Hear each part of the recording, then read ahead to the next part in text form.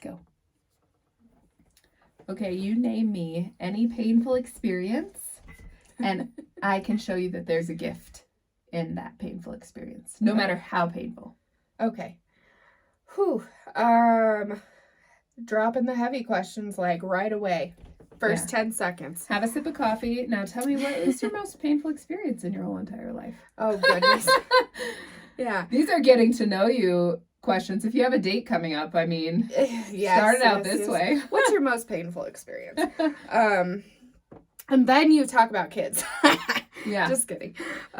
Okay, so in the real world, most painful experience was probably the one thing that I can think of is my addiction. Okay. And that was a painful experience because I would imagine a lot of things happened that you weren't proud of. Yeah. And then working through that was painful and hard. Yeah. And then getting sober was like the scariest shit that I have ever done. Like, and I've birthed a child and gone through divorce and bought a house, and some of those could be painful too. I'm just saying. You know.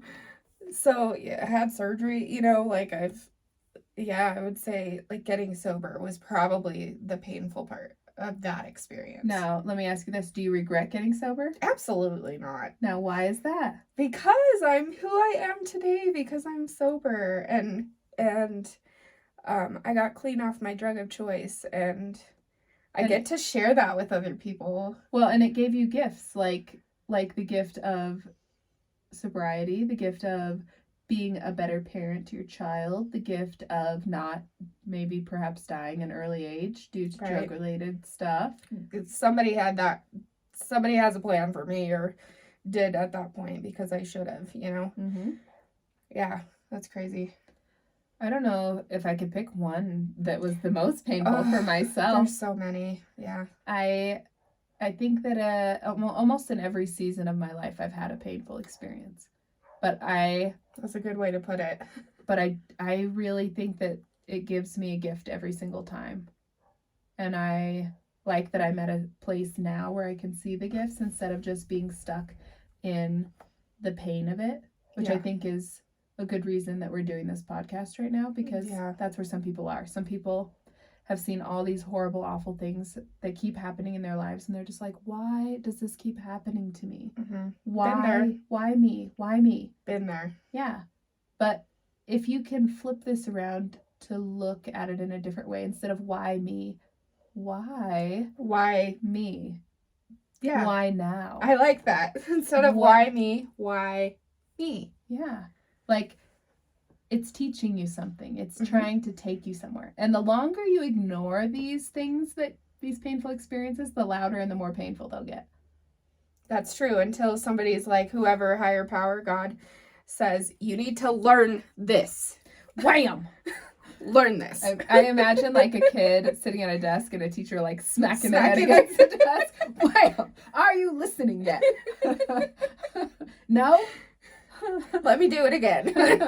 Let's try harder. That's totally it. I feel like that's totally it. That's funny. So I shared in a generalized sense and a painful experience. Do you have like an in detail painful experience where you have gotten a gift from that you can think of? The one that's really jumping out at me right now is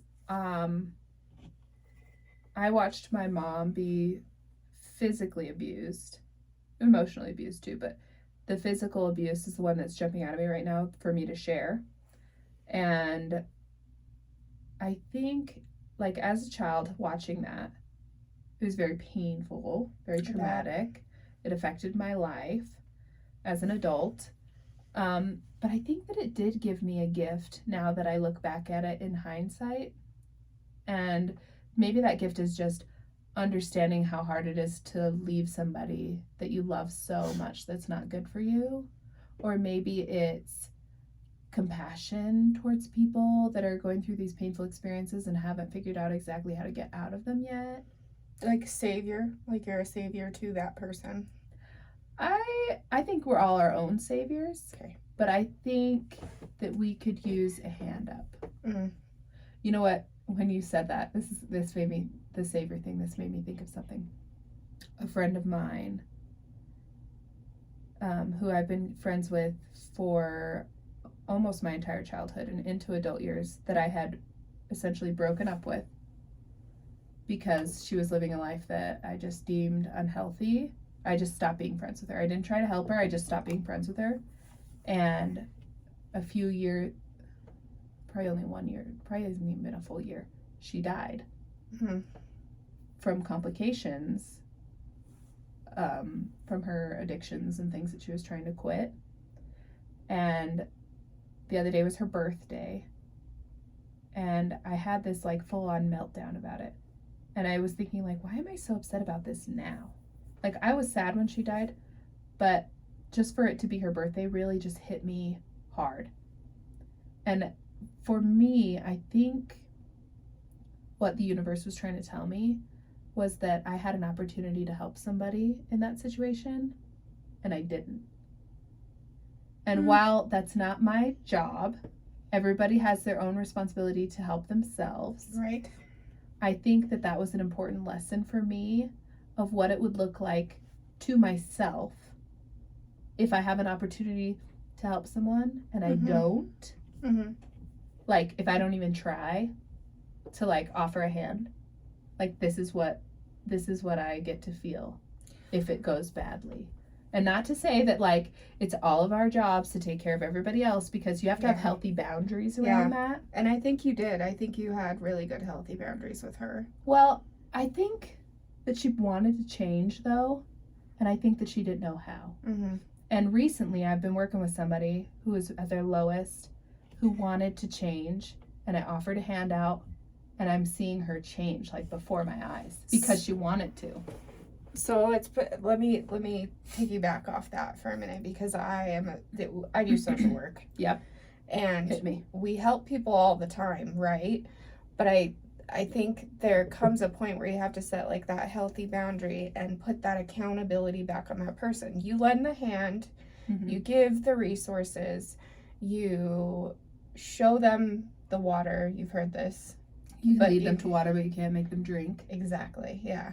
And then they have to make that choice to drink or to, take the handout and do something with that. And it's just, it's like in direct reflection to what we're talking about, because it's, you have this experience that you go through and you get to determine what route you're going to go with that experience. And so I think for you in the situation with your friend, you chose the route to stay back but you were still loving and caring, and if she reached out, you were there for her. No, I wasn't. You weren't? If I'm being honest with myself, like fully honest, I just like cut tail and left. Oh. I just cut ties and left. Mm-hmm. I think in that moment, like it was just too close to the experience with my mom, where I just thought like they're never going to change anyway. Why would I even try? Mm.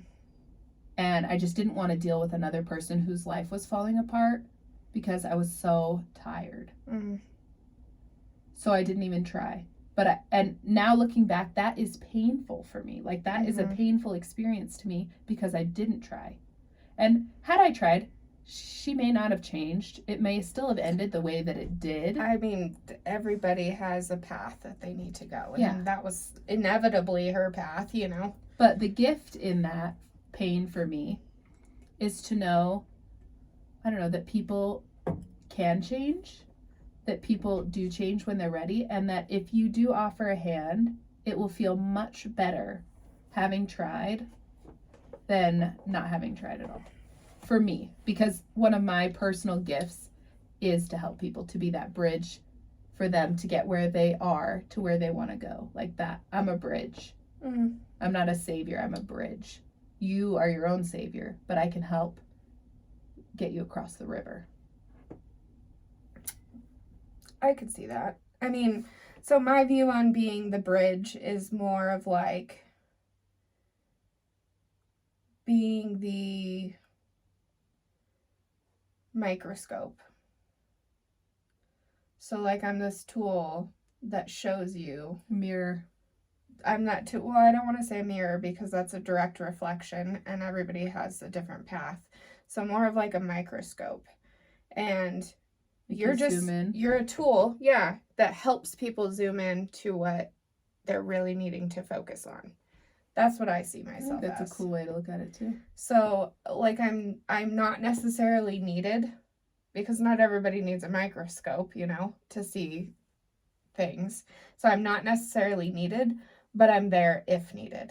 Isn't that interesting? Like, sometimes we need to zoom in Mm-hmm. to see things more clearly, and sometimes we need to zoom out. Well, like, the painful experience, so, like, I'll share the year 2019. You were there the entire year with me. Dun, dun, dun. I know, that year can go fuck itself. No, I'm just kidding. I learned a lot from that year, but, you know, finalized a divorce that year, broke up with, you know, a significant other that I was seeing that year, which sounds After weird. the divorce. After the divorce. A lot can happen in a year, people. Yeah. Moved, changed jobs. It was the year passing of Ella's dad.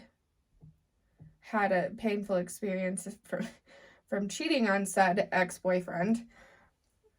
Not going to get into detail, but it was a year of just traumatic and painful experiences that most I caused myself, you know?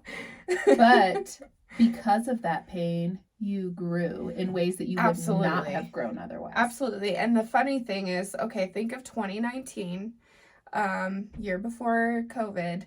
So 2019 happened, and then March 2020 happened, and all of us had to go into quarantine. Mm-hmm. And so I was forced to sit with my shit.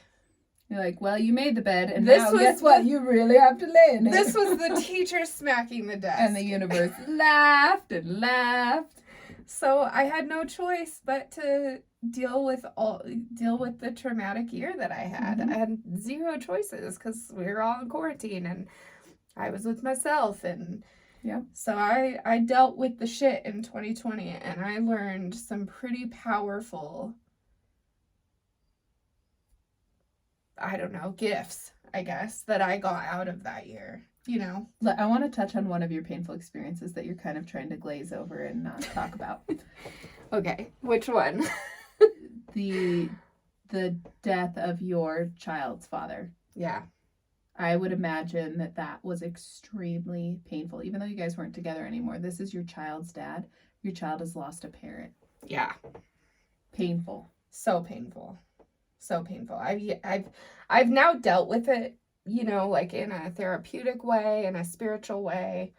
You know, I've now dealt with it, so I think it's easy for me to kind of gloss over, but I see where you're coming from, because nonetheless, it's very painful. Now, my question is, like, some experiences are more painful than others. Some are bigger than others. Like, some people out there experience these really, really painful things, but there's still gifts in those pain. Absolutely. So what do you think the gifts were in his passing?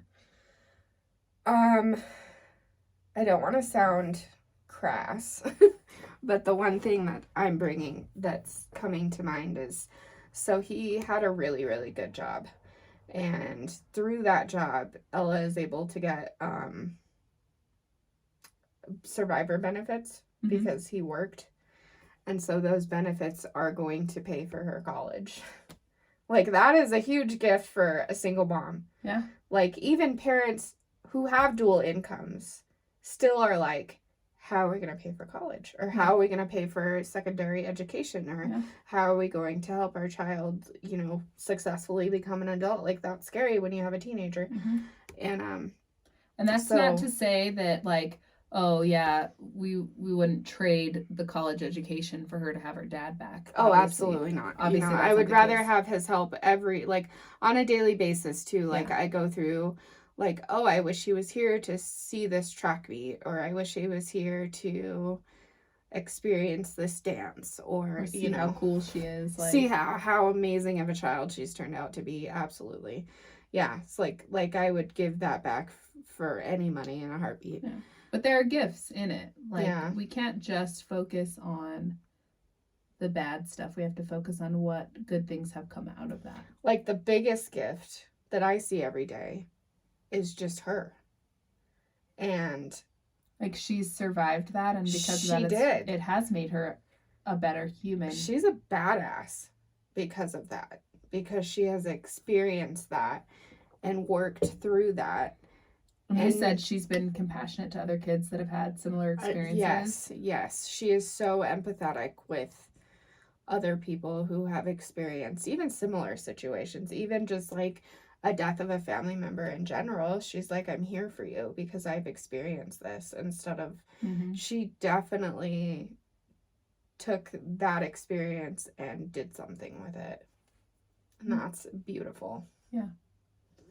Like, I know on the flip side of that, the most painful experience that any of us parents can imagine is losing a child. Mm.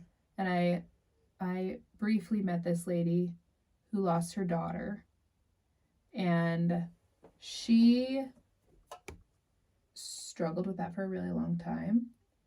But because of that loss, not that she wouldn't trade it, but because of that loss, she worked on her own healing and then created a business around helping other parents that have lost children deal with some of the things that she has dealt with. And she's out there blessing these people's lives, helping them because of this wound that was caused in her own life. Like, she allowed this painful thing that happened to her turn into a blessing for other people. That's beautiful. I know somebody like that too. Well, I met somebody. I'm not super good friends with them, but they're friends of friends that we hang out with often. And he had a traumatic experience where he had lost his wife and his legs in a tragic experience. And like, that's like the worst double whammy, to lose like your whole being, like, think about losing any kind of limb, let alone, your legs. I do so much, like ski and walk go up the and stairs. go, like, just, I couldn't imagine. And he took that experience and now he's mentoring people who have lost limbs. And I think that's so powerful, to take your experience, the most painful experience, and show others that there's another way. If I lose my legs, so beautiful. I want to be like that. And I want to install a slide on my stairs. Because if you can't have fun in life, what are you doing here? Like, don't let it take the joy out of your life. Right. Obviously, you're not going to feel joy at first. You need some time to process. Yeah. But life can still be beautiful. Life can still be joyous. I know another person who lost their daughter, and because of that loss, just shut down. And their life is just a mess. So, like, on the flip side, you could definitely make the choice to not handle it in healthy ways. Yeah. And at the end of the day, it is a choice. Like, you get to choose to be the victim of this circumstance, or you get to choose to be the champion of this circumstance. Mm-hmm.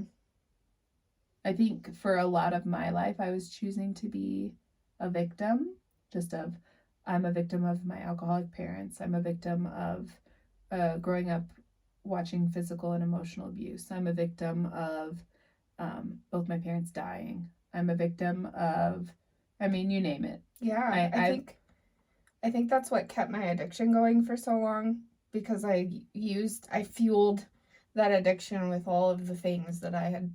Not that my childhood was absolutely horrible, but I was pulling at strings here to try to feed this. Yeah, excuses demon for why you're broken. Yes. And I think at the end of the day, we get to choose. And you don't always know. Like, I was talking to you about this earlier. In writing this book about grieving the loss of my mom, which is going to come out this year, I realized how much of a victim I had become.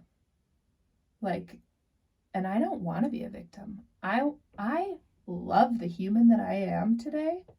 And it's impossible to love this human and not also love the experiences that made me into this human. Right. Like, I told one of my kids' friends, one of my adopted kids. Did we talk about this on air before? I'll tell the story again just because it's good and I don't care if I said it before. He said he feels like he's always trying to be in a tunnel of peace. Yep. And he feels like somebody or something's always trying to knock him out of this tunnel of peace. Mm-hmm. And I said, bro, if you had the power to create life, would you put that, and you wanted that life to be a champion, a warrior, would you put him in a peace tunnel? Or would you put him in a fucking war? Right. Because that's how you get strong. And that's how I got strong. And that's how you got strong. And that's how people out there everywhere are getting strong. Yeah. Because these little things that keep happening that we're like, why me, why me, why me? At the other end of it, we're like, holy crap, look at me. Right. I'm did a that. Badass. I fucking did that. I survived that. Not that it's fun, like, oh my God, surviving is hard. Yeah. Yeah. But it's important. It is. It makes you a better person on the other side of it. You learn these things that you didn't know you needed to learn. And even the minor inconveniences are little like God bumps to prepare you for this life, you like know. 9/11, the person that tells the story how they were late for work because it was their turn to get coffee and they were mad and grumpy and they didn't make it to work on time and it saved their life. Isn't that crazy? Isn't that crazy? Or to think about, like, you're running late on the highway or something, like you're in traffic and you're not, like, running late. That could, you know, and then down the road you see this huge car accident and you're like, holy shit, that could have been me. Yeah. I don't know if the other people think of it that way, but I do. Sometimes I think the universe is just trying to slow you down. Like, this is where you're supposed to be right now. And you can fight it and get mad at it, but I think we have to trust that the universe knows better than we know. And they can be facilitating and organizing something behind the scenes that we're not aware of. Right. Right.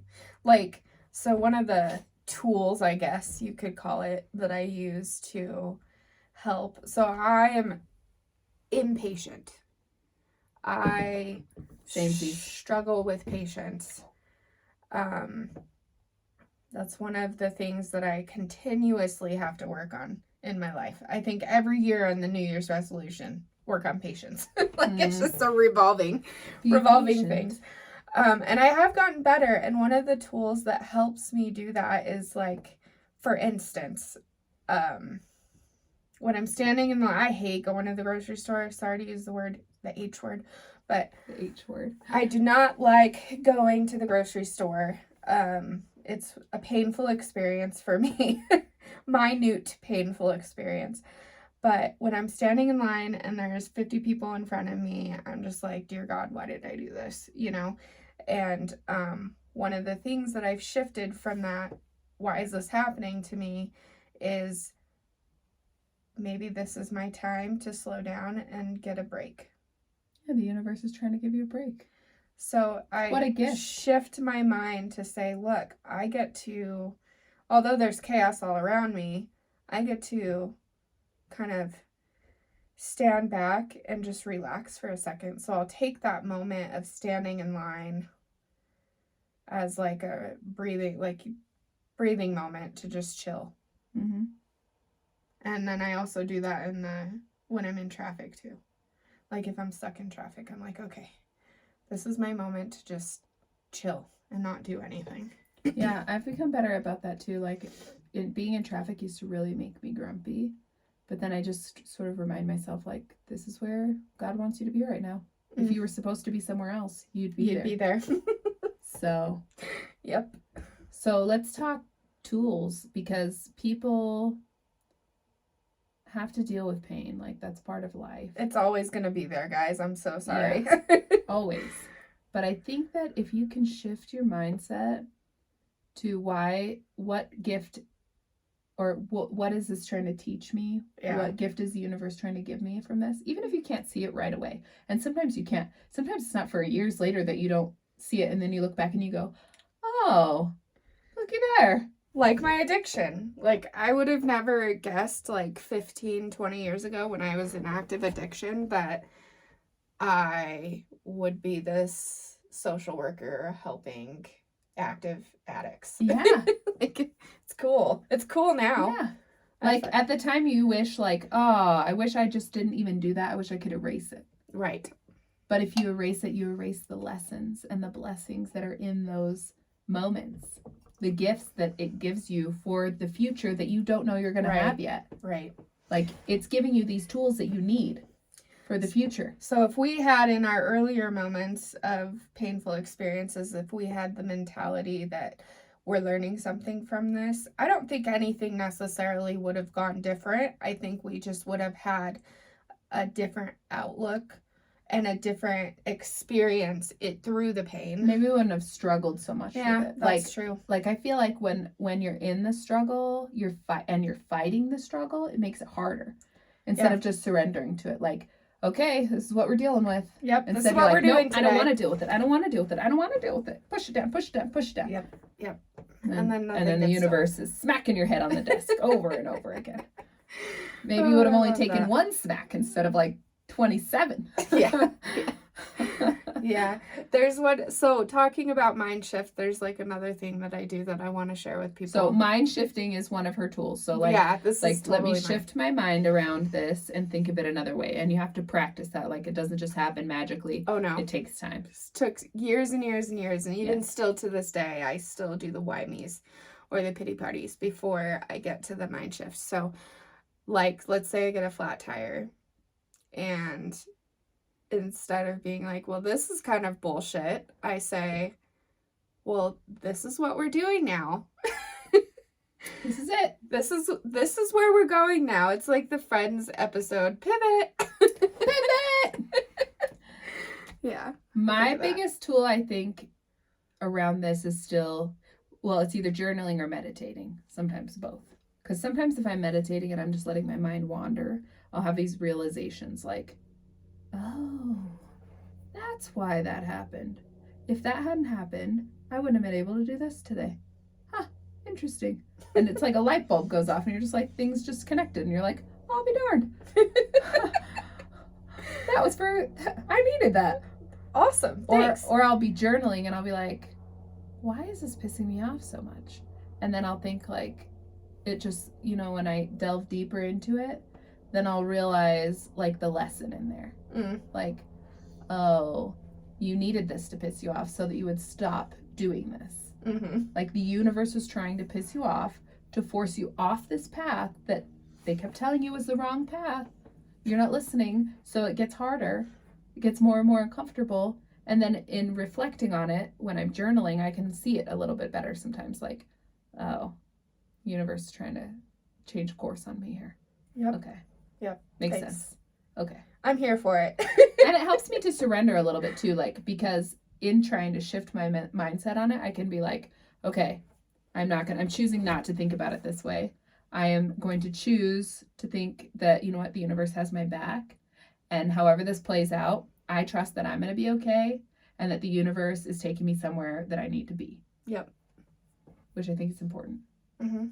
So you do like the meditation and journaling, and then the mind shift happens. Yeah. And you're like, oh, okay, we got this. And then you practice And over and over and and over over and over. And you'll fuck up over and over. And some people get stuck in that victim mindset, I feel like. Yeah. Like I've seen sometimes you don't know that you're in the victim mindset. Like I didn't know that around my mom. But I think sometimes even people that do know they're in it, you have to ask, what am I getting out of this? Mm-hmm. Like, why am I doing this? Because sometimes what you're getting out of it is you're feeling like other people care about you. Like if I'm a victim, somebody is going to be like hugging me and telling me it's going to be okay. Mm-hmm. And that feels good to somebody who didn't get enough hugs. It does. So there's always a reason for any behavior, like any behavior that's not serving you. You have to ask, what am I getting out of this? Again, it sounds like a stupid question sometimes. Like I'm sabotaging myself. What do you mean? What am I getting out of this? Right. But you're getting something out of it because otherwise you wouldn't do it. There's something in there Mm-hmm. that you have to unwind and figure out. Yeah, that journaling tool might be good for that. Yeah. Just think about it. And then there was a tool that you had brought up in an earlier episode about, I think I actually wrote it down. I'm looking. Give me a second. Oh, if you got everything and all your needs were met in a child, what kind of person would you be today? So like kind of Yes. reflection, that reflection. Yes. Tool. So like you could do that for any For painful experiences. Like, yeah. if this painful experience hadn't happened to me, who would I be today? Right. I'd be boring, y'all. Right. I'd be so boring. What would I have to talk about? Right. Oh, I definitely wouldn't be a social sat worker. demurely in my garden this afternoon around my mountains of gold. Sounds like a fairy tale. I mean, and that sounds lovely sometimes, but ultimately, like, it's a little boring. I think about this all the time too.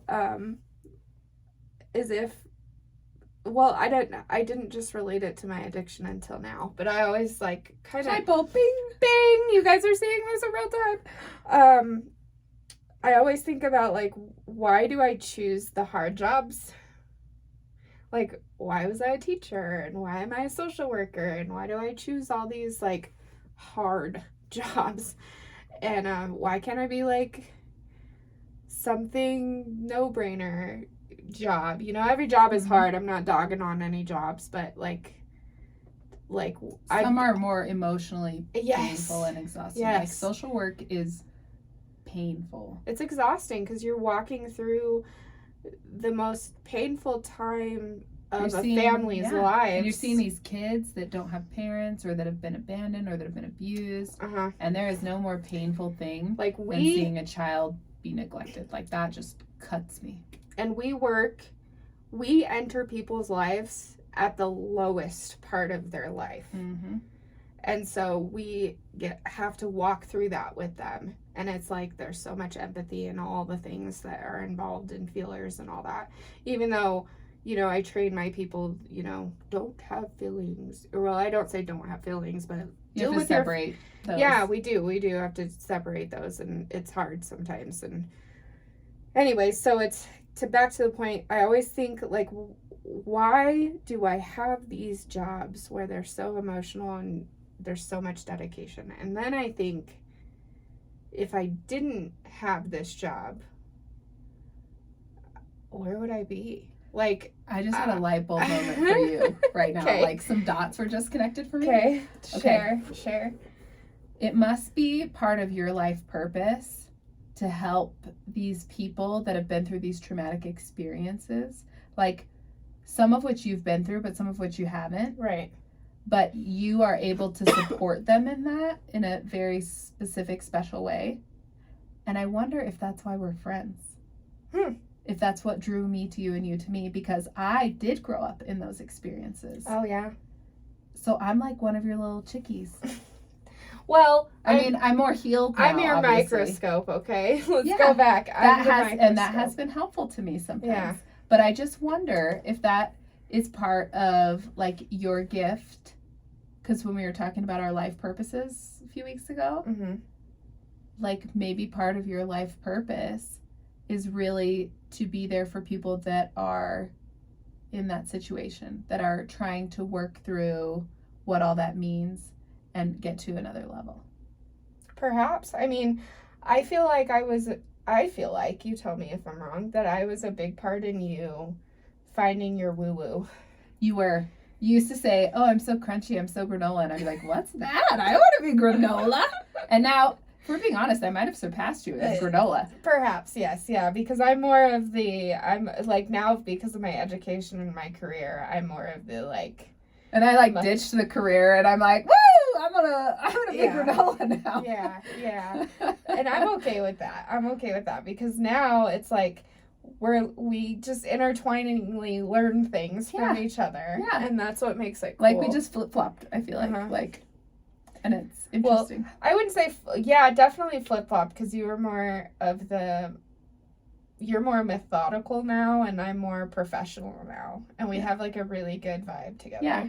But Which is why we do this podcast. Before I was the more professional and you were the more like woo-woo zen and like trippy vibes, bro. I definitely still have some of that for sure. But yeah, it's funny.